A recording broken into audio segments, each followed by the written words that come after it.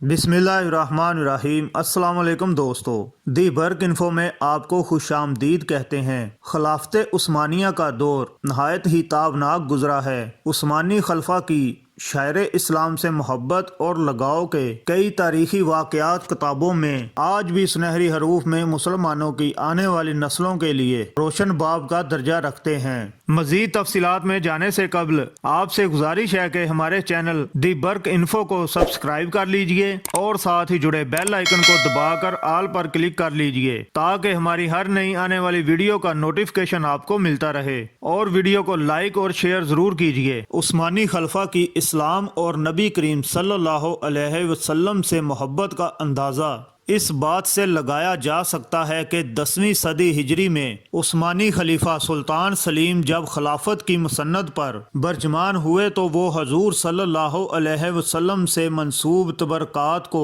मिस्र से इस्तांबुल ले आए और इनको महफूज बनाने के साथ इस कमरे में दिन रात मुसलसल तलावत कुरान पाक का एहतमाम किया जो 4 सदियों तक जारी रही। सुल्तान सलीम एक दर्दमंद हुक्मरान के साथ हुब्बे रसूल सल्लल्लाहु अलैहि वसल्लम से भी सरशार थे।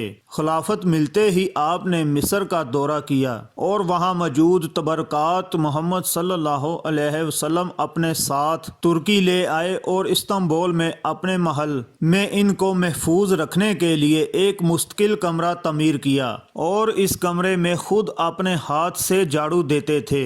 इसके अलावा इस कमरे में इन्होंने हफाज कुरान को मुकर्रर किया कि वो 24 घंटे यहाँ तलावत करते रहें। हफाज की ड्यूटियां मुकर्रर थीं और एक जमात का वक़्त ख़त्म होने से पहले दूसरी जमात आकर तलावत शुरू कर देती थी। इस तरह यह सिलसिला बाद के खुलफा ने भी जारी रखा। इस तरह दुनिया में शायद ये वाहिद जगह है जहाँ 400 साल तक मुसलसल तलावत कुरान होती रही है और इस दौरान एक लम्हे के लिए भी बंद नहीं हुई। खिलाफत के खात्मे के बाद ये मुबारक सिलसिला भी मौकूफ हो गया।